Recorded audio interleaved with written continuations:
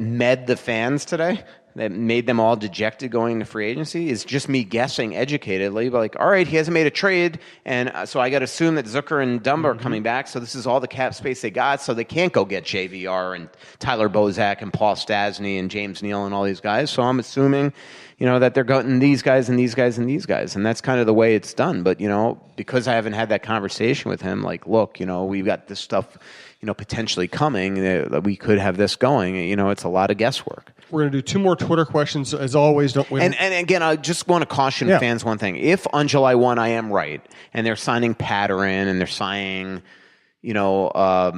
Riley Nash, and they're signing like a fourth line right wing, again, don't freak out that this team's just a mediocre team again, because I still think that in their mind, the best way to improve the top 6 and get playoff scorers is via trade.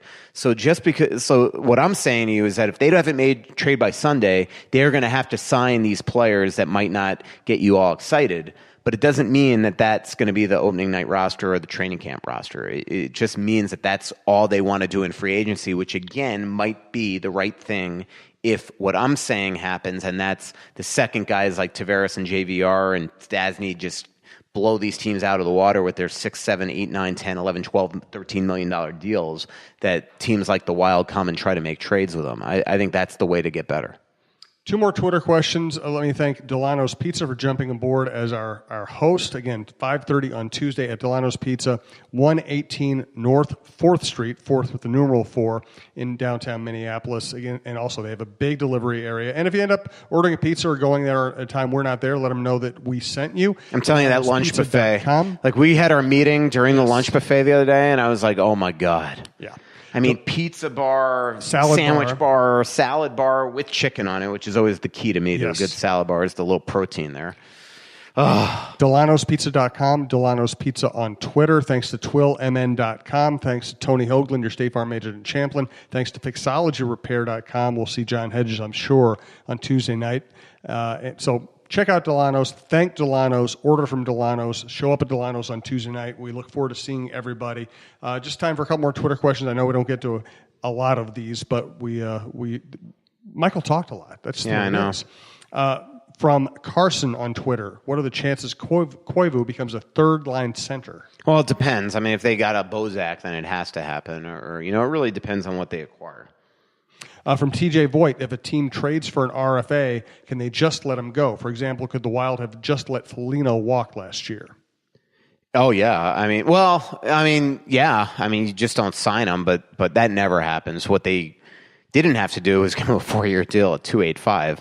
That contract is still the biggest one that bothers me of last summer, and I just don't know what the Wild were thinking there. I just cannot imagine that late in the game in September that they had to give him all that money on an AAV.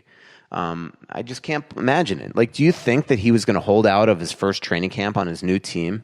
No. Like, they had all the leverage, and then they just gave it to him. So that contract, not good. What the Wild fans have to hope is that the way he played in the last, say, month of the season, and frankly the postseason, is the Marcus Foligno that we're going to see all year next year. Because he was good down in that last month and in the playoffs.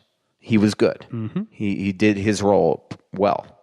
But, that was just, for a guy that wound up being a fixture on the fourth line left wing, to now know that he's at 285, I mean, that is a buyout coming down the pike. Absolutely. From James Lynch, again, last Twitter question, thanks to everybody. Maybe we'll get a Michael Russo final thought or a final not thought. I've had lots of final thoughts. This possibility podcast. Of Kessel, any interest in UFA Anthony Duclair? Anthony Duclair would make sense to me if he's on a 2-way. I wouldn't give him a 1-way, although he is one guy I kind of forgot to put on my list today because I was going off UFAs before the QOs the other day that I made. But the good thing about my new job is I can just add it. Like, it never was not there. Right? It ain't in print. Yeah. I should start doing that every time I'm wrong. Go in there and take a couple of words. So I called it. Anthony Duclair, I told you.